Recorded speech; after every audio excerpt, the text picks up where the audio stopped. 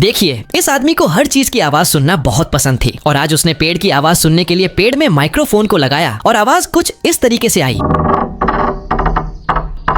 वैसे इस तरह की आवाज पेड़ तब उत्पन्न करता है जब डाली से डाली रगड़ती है या फिर तेज हवा के कारण पेड़ हिलता है। पेड़ की असली आवाज कुछ इस तरह की होती है।